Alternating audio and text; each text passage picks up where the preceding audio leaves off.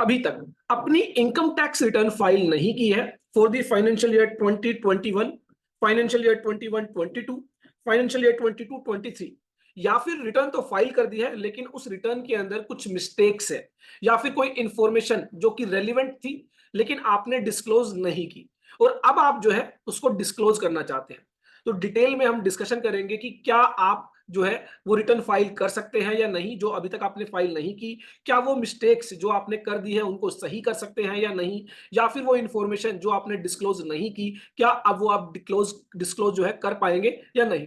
Detail में हम बहुत सारी बातें करेंगे और हमारी यह वीडियो जो है बहुत ही ज्यादा इंपॉर्टेंट होने वाली है regarding income tax return filing. Each and every aspect regarding कब आप इनकम टैक्स रिटर्न फाइल कर सकते हैं, कब आप इनकम टैक्स रिटर्न फाइल नहीं कर सकते हैं, ड्यू डेट के बाद आपके पास क्या ऑप्शंस बचता है और उस ऑप्शन को आप कैसे एक्सरसाइज कर सकते हैं। बहुत सारी बातें हम डिटेल में डिस्कस करेंगे। लेकिन स्टार्ट करने से पहले अगर आपने अभी तक हमारे YouTube चैनल को सब्सक्राइब नहीं किया है जल्दी से कर लीजिए, अगर आप अपडेटेड रहना चाहते हैं income tax, GST, TDS, ESIC, EPF से।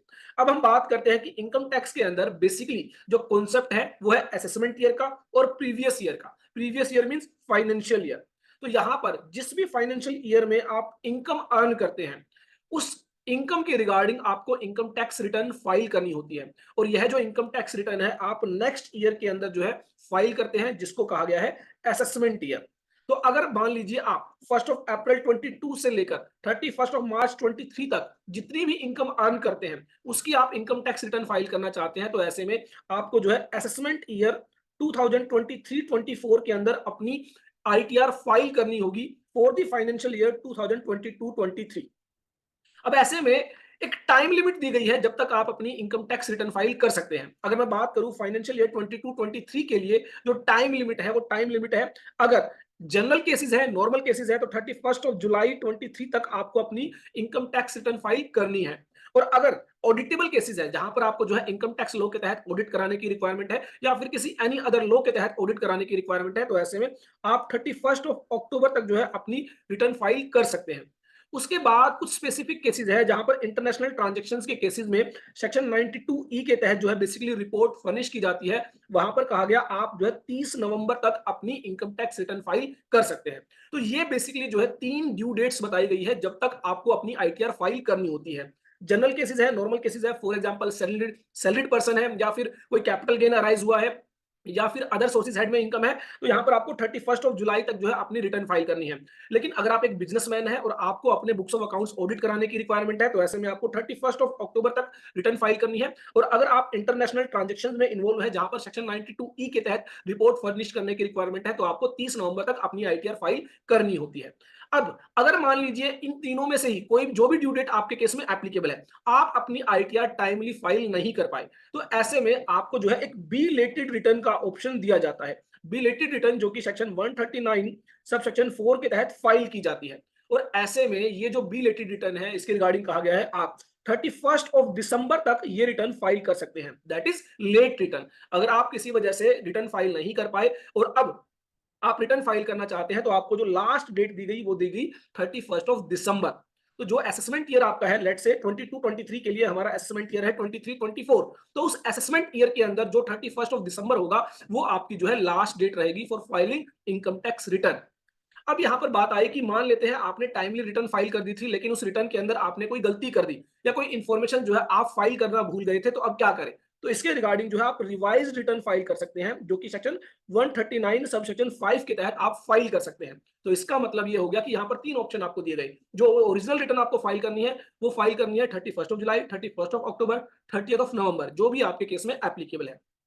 अब आप टाइमली फाइल नहीं कर पाए, तो ऐसे में आप बिलेटेड रिटर्न फाइल कर सकते हैं सेक्शन 139 सब सेक्शन 4 के तहत, लेकिन जो लास्ट डेट है वो है 31 दिसंबर।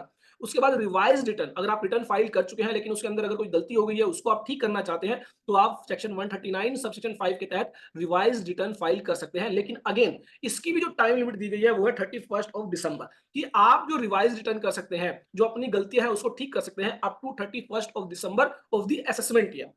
अब मान लेते हैं कि हमें गलती ही पता चली 31 दिसंबर के बाद, हमें पता चला कोई इंफॉर्मेशन जो है हम डिस्क्लोज करना भूल गए, या फिर जो हमने इंफॉर्मेशन जो है डिस्क्लोज की है उसके अंदर कुछ गलती हो गई है। अब उसको कैसे ठीक किया जाए? क्योंकि 31 दिसंबर के बाद ना ही तो आप ओरिजिनल रिटर्न फाइल कर सकते हैं, ना ही बिलेटेड रिटर्न फाइल कर सकते हैं, और ना ही रिटर्न को रिवाइज कर सकते हैं। तो ऐसे में आपको जो है एक ऑप्शन दिया गया अपडेटेड रिटर्न का, अपडेटेड रिटर्न का, जिसे बेसिकली जो है आप ITRU कह सकते हैं। ITRU section 139 sub section 8A के तहत जो है इसको बेसिकली इंसर्ट किया गया इनकम टैक्स एक्ट के अंदर, और कहा गया कि अगर आपकी जो टाइम लिमिट्स है रिटर्न फाइल करने की, रिटर्न रिवाइज करने की, वो जा चुकी है, और उसके बाद किसी भी तरह की कोई गलती आपने कर दी है, किसी तरह की कोई मिस्टेक आपने कर दी है, किसी तरह की इंफॉर्मेशन आप डिस्क्लोज करना भूल गए हैं, तो आप ITRU के तहत उसको जो है डिस्क्लोज कर सकते हैं, रिपोर्ट कर सकते हैं to the income tax department. लेकिन इसके लिए कुछ सर्टेन कंडीशंस बताई गई कि किन किन कंडीशंस में आप ITRU फाइल कर सकते हैं। ऐसा नहीं है कि आप ईच एंड एवरी केसेस में ITRU फाइल कर पाएंगे। तो यहां पर फाइनेंशियल ईयर 22-23 के रिगार्डिंग अब पहले बात आती है कि कब तक हम ITRU फाइल कर सकते हैं।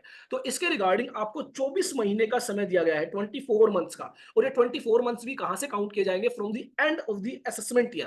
तो 22-23 के लिए जो हमारा असेसमेंट ईयर है 23-24, जो कि एंड होता है 31 मार्च 2024 को, यहां से आपको 24 महीने का समय दिया गया। तो इट मींस 31 मार्च 2026 तक आप ITRU फाइल कर सकते हैं फॉर द फाइनेंशियल ईयर 22-23।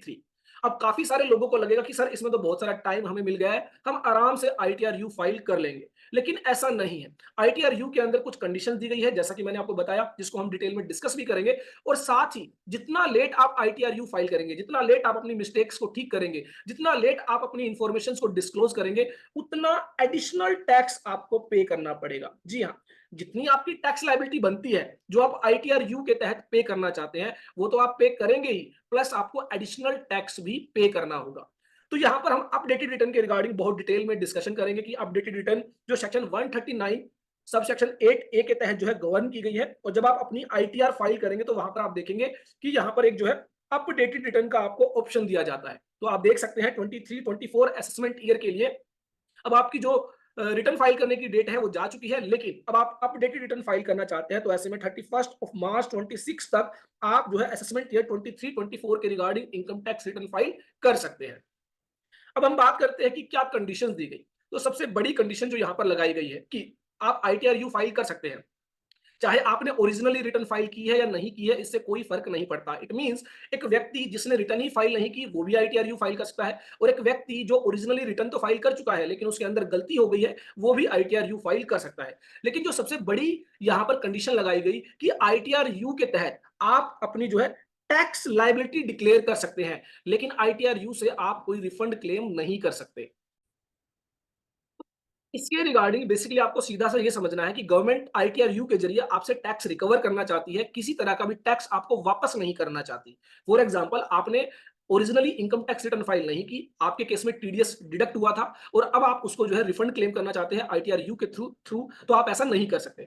और इसके अलावा मान लेते हैं आपने जो है इनकम टैक्स रिटर्न फाइल की, आपने अपनी टैक्स लायबिलिटी डिक्लेयर की 1 लाख रुपीज, लेकिन अब आप ITRU के जरिए अपनी टैक्स लायबिलिटी को कम करना चाहते हैं, फॉर एग्जाम्पल 60,000 रुपीज। तो ऐसे में 40,000 रुपीज की जो रिफंड है वो आपको नहीं दी जाएगी।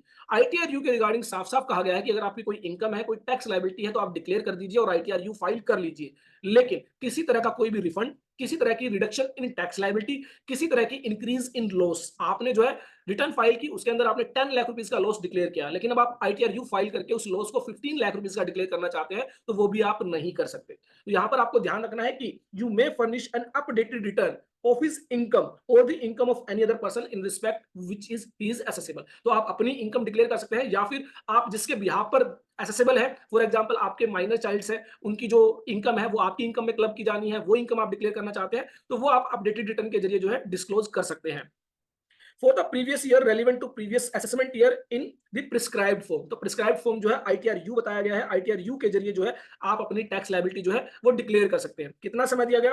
विद इन 24 मंथ, 24 महीने का, from the end of the relevant assessment year. तो जो भी रेलिवेंट असेसमेंट ईयर है उसके 24 महीने के अंदर आप जो है ITRU फाइल कर सकते हैं। अब आपसे कहा गया कि you will not file updated return in the following cases. In cases में आप ITRU फाइल नहीं कर पाएंगे। अगर आप लॉस रिटर्न फाइल करना चाहते हैं, दैट मीन्स आपने रिटर्न फाइल नहीं की, लेकिन अब आप जो रिटर्न फाइल करना चाहते हैं उसके अंदर आप लॉस डिक्लेयर करना चाहते हैं, तो आप आईटीआरयू फाइल नहीं कर सकते। Now you want to decrease the total tax liability as you declared in your original return और बिलेटेड रिटर्न और रिवाइज रिटर्न। तो आपने जो भी रिटर्न पहले फाइल की है उसके अंदर आपने जो भी टैक्स लायबिलिटी डिक्लेयर की है उसको अब आप कम करना चाहते हैं आईटीआरयू के जरिए, तो आप नहीं कर सकते। इसके अलावा आप रिफंड क्लेम करना चाहते हैं, फॉर एग्जांपल मैंने आपको बताया आपने रिटर्न फाइल नहीं की, टीडीएस डिडक्ट हो रखा है और अब आप उसको रिफंड क्लेम करना चाहते हैं आईटीआरयू के जरिए, तो आप नहीं कर सकते। या फिर आपने ओरिजिनल रिटर्न फाइल की, आपने 10,000 रुपए का रिफंड क्लेम किया, अब आप उस रिफंड को इंक्रीज करना चाहते हैं, लेट्स से 25,000 रुपीज, तो आप आईटीआरयू फाइल नहीं कर सकते। तो सीधा सीधा बेसिक जो प्रिंसिपल है कि गवर्नमेंट जो है आईटीआरयू के जरिए आपसे जो है रिकवरी करना चाहती है, किसी तरह की कोई भी जो है आपको जो है रिफंड्स या किसी भी तरह का कोई भी लॉस आपको अलाउ नहीं करना चाहती। अब काफी सारे लोगों का ये सवाल आएगा, तो सर आईटीआरयू फाइल करने में फायदा ही क्या है? तो देखिए काफी बार क्या होता है, फॉर एग्जाम्पल आपके केस में टीडीएस डिडक्ट हुआ, अब आपने रिटर्न फाइल नहीं की, तो ऐसे में अब क्या होगा, इनकम टैक्स डिपार्टमेंट के पास नॉलेज है, इनकम टैक्स डिपार्टमेंट के पास इंफॉर्मेशन है कि आपका टीडीएस डिडक्ट हुआ है, आपने इनकम अर्न की है, लेकिन आपने रिटर्न ऑफ इनकम फाइल नहीं की। तो ऐसे में वो क्या कर सकता है, आपके अगेंस्ट स्क्रूटनी असेसमेंट कर सकता है, आपके अगेंस्ट इनकम एस्केपिंग असेसमेंट कर सकता है, तो आपको नोटिस भेजा जा सकता है और उसके बाद जो है आपकी जो टैक्स लायबिलिटी है वो डिटरमाइन की जा सकती है। और ऐसे में अगर टैक्स लायबिलिटी डिटरमाइन की जाती है तो आपके ऊपर इंटरेस्ट पेनल्टी भी जो है वो लेवी की जाती है और एक बहुत बड़ी अमाउंट जो है आपके अगेंस्ट बना दी जाती है। तो ऐसे में अगर आपके केस में कोई इनकम है तो आपको आईटीआरयू फाइल जरूर करनी चाहिए, अदरवाइज क्या होगा, अगर आपने आईटीआरयू फाइल नहीं की और ओरिजिनली आप रिटर्न ऑलरेडी जो है फाइल नहीं आपने नहीं की है या फिर गलत फाइल की है, तो ऐसे में चांसेस है कि आपको नोटिस मिल सकते हैं और नोटिस के बेसिस पर आपकी जो असेसमेंट है वो की जा सकती है। तो इसलिए यहाँ पर जो लोग सोचते हैं कि आईटीआरयू फाइल करने का फायदा ही नहीं है, तो आईटीआरयू सीधा सीधा आपको लीगलिटी से कॉम्प्लिकेशन से बचाने के लिए है, जहां पर आपकी कोई इनकम थी और आप डिक्लेयर नहीं कर पाए या आपने गलत इनकम डिक्लेयर कर दी, वहां आपको आईटीआरयू फाइल जरूर करनी चाहिए। अब बात आएगी कौन से फाइनेंशियल ईयर के लिए क्या लास्ट डेट है, तो ऑलरेडी मैं आपको बता चुका हूं, जो टाइम लिमिट है 24 months from the end of the assessment year. तो फाइनेंशियल ईयर 2021 के लिए जो लास्ट डेट है 31 मार्च 24। तो इसी के लिए बेसिकली आप जो है यहाँ पर आपको ध्यान रखना है कि जिन लोगों ने भी 2021 की रिटर्न फाइल नहीं की है उनके लिए लास्ट डेट 31 मार्च 24 है आईटीआरयू फाइल करने के लिए। इसके बाद वो आईटीआरयू फाइल भी नहीं कर पाएंगे और अगर इनकम टैक्स डिपार्टमेंट ने किसी तरह की प्रोसीडिंग्स इनिशिएट कर दी तो उसके पास कोई रेमेडी अवेलेबल नहीं होगी, वहां पर ह्यूज इंटरेस्ट पेनल्टी उन पर लेवी की जाएगी। 21-22 फाइनेंशियल ईयर के लिए असेसमेंट ईयर है 22-23, लास्ट डेट है 31 मार्च 25। 22-23 के लिए लास्ट डेट है 31 मार्च 26 और 23-24 जो कि अभी करंट फाइनेंशियल ईयर है, इसके लिए अभी आप आराम से रिटर्न फाइल कर सकते हैं, लेकिन फिर भी किसी वजह से अगर आपकी ड्यू डेट जो है वो ड्यू डेट तक आप रिटर्न फाइल नहीं कर पाते हैं, तो ऐसे में जो है आप जो है 31 जुलाई 27 तक आईटीआरयू फाइल कर सकते हैं। तो यहाँ पर सबसे ज्यादा जो ध्यान देने वाली बात है फाइनेंशियल ईयर 2021 के लिए, जो असेसमेंट ईयर है 21-22, उसके लिए आईटीआरयू फाइलिंग की जो लास्ट डेट है वो 31 मार्च 24 है, उसके बाद आप रिटर्न फाइल नहीं कर पाएंगे।